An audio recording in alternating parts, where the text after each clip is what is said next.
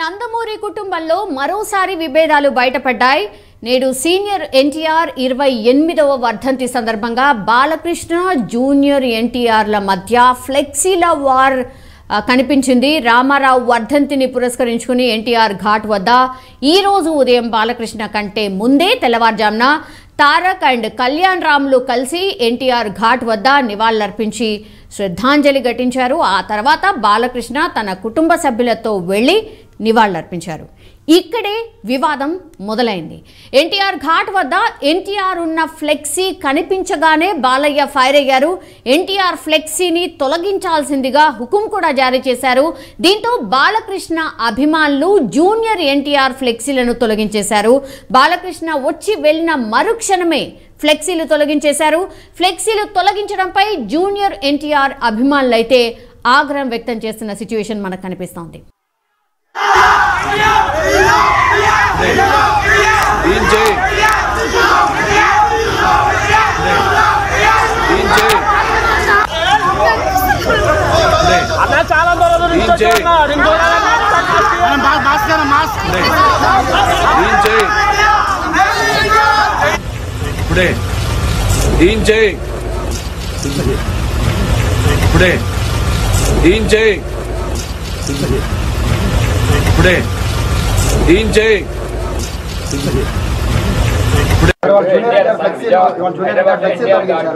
Junior NTR ఫ్లెక్సీలు తొలగించేశారు.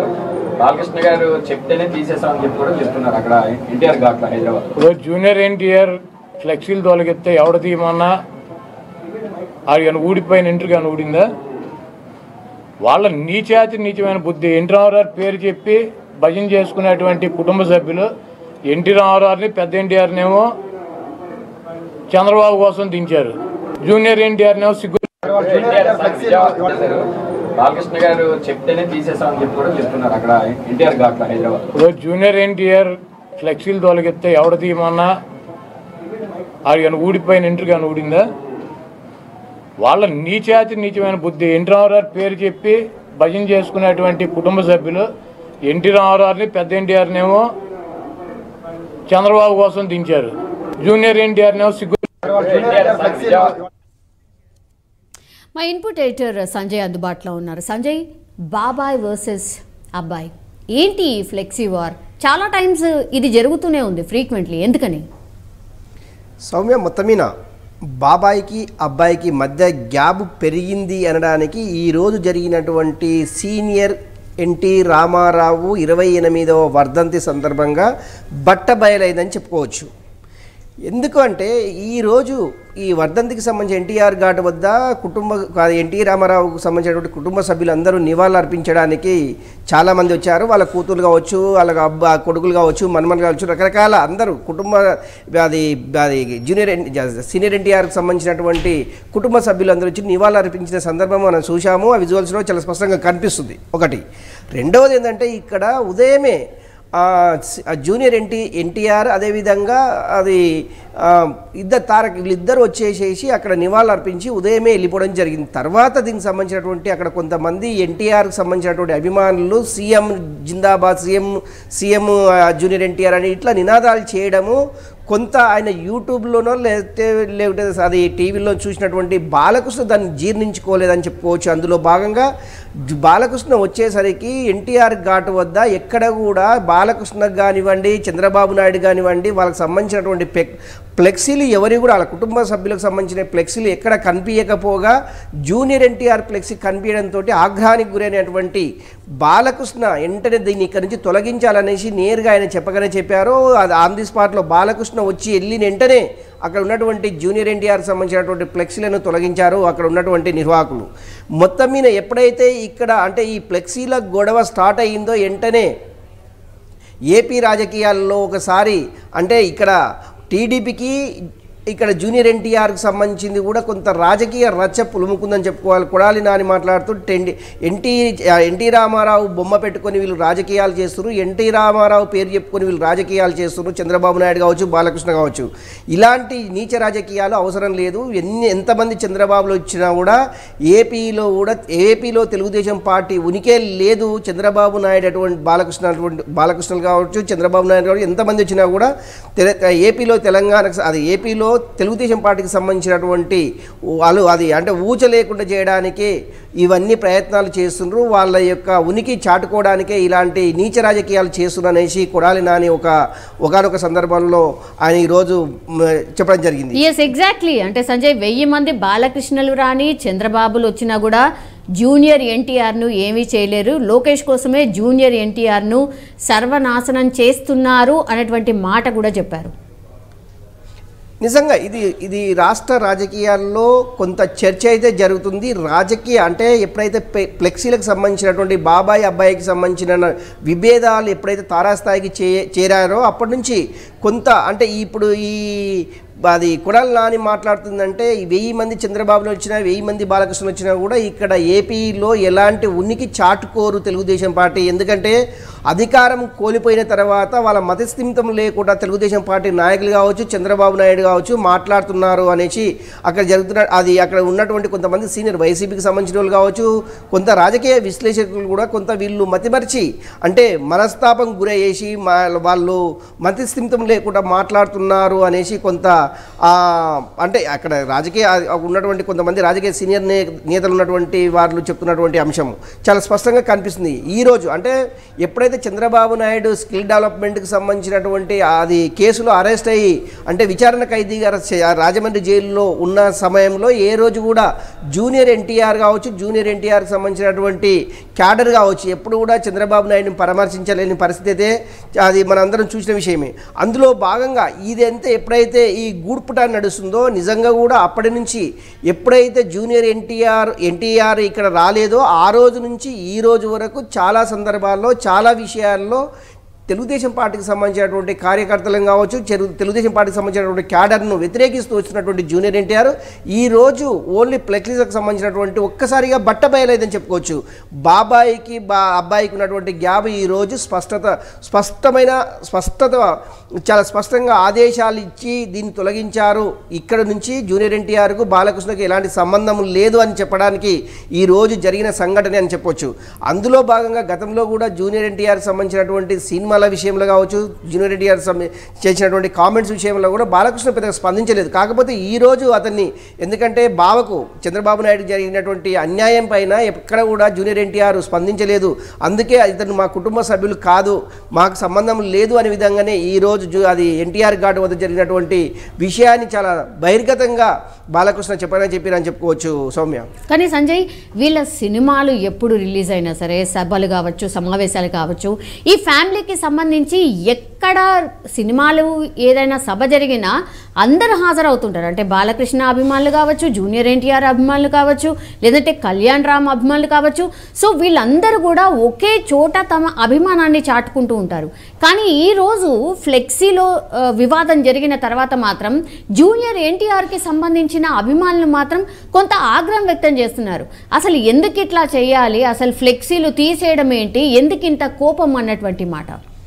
ఒకటి సౌమ్య, అక్కడ ఎన్టీఆర్ ఘాట్ వద్ద ఫ్లెక్సీలు ఏర్పాటు చేసింది జూనియర్ ఎన్టీఆర్కి సంబంధించినటువంటి అభిమానులు మాత్రమే అక్కడ ఏర్పాటు చేశారు.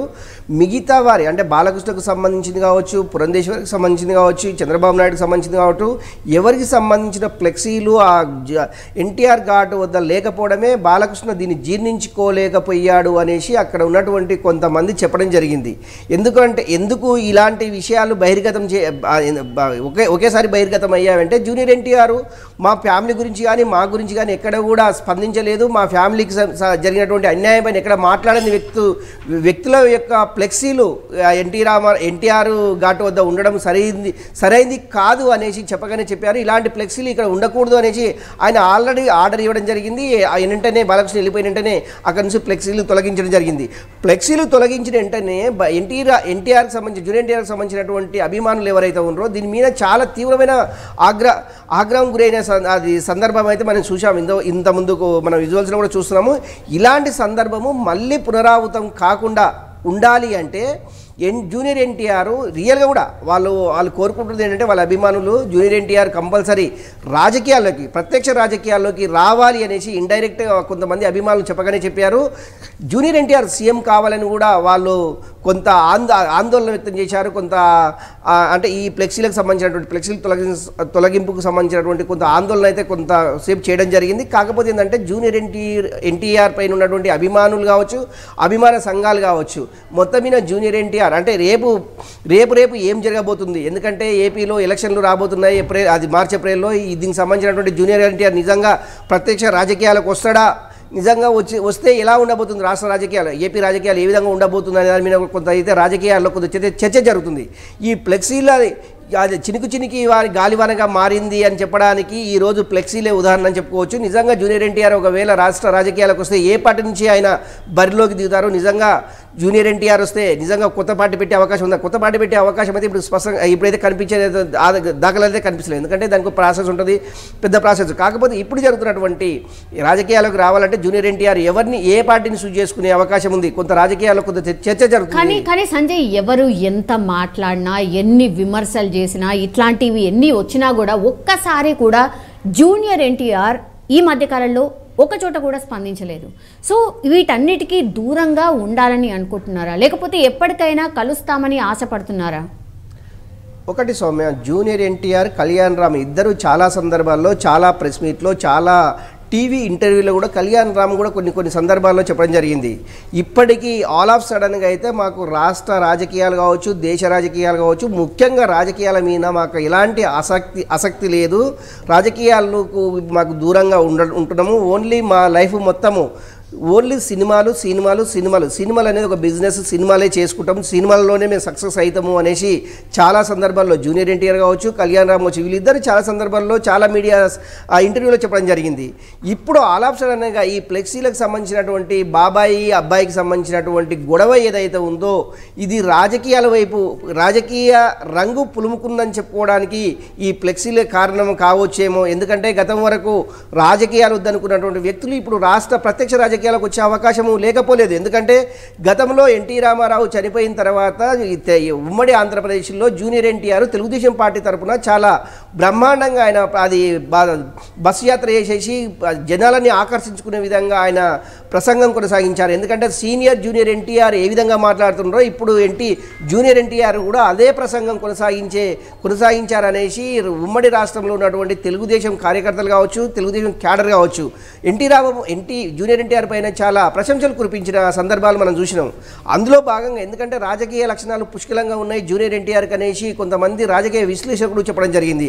అందులో భాగంగా రేపు జరిగేటటువంటి ఎన్నికల్లో నిజంగా జూనియర్ ఎన్టీఆర్ ప్రత్యక్ష రాజకీయాల కోసం ఏ పార్టీ నుంచి చేసుకోవాలనేసి ఆయన అంటే ఇప్పటివరకు అయితే ఎక్కడ బహిర్గతం కాలేదు. కాకపోతే అభిమానుల సంఘాలు కావచ్చు, రాష్ట్ర రాజకీయాలకు రావాలి, రాజకీయాల్లో పార్టిసిపేట్ చేయాలి అనే అంటే కొంతమంది అభిమానులు చెప్తున్నటువంటి సందర్భం. నిజంగా జూనియర్ ఎన్టీఆర్ ఎలాంటి స్టెప్ తీసుకోపోతారు అనేది మనం వేచి చూడాలి Soumya. Yes, all right Sanjay. మొత్తం మీద అది నందమూరి కుటుంబంలో మరోసారి విభేదాలు బయటపడ్డాయని చెప్పొచ్చు.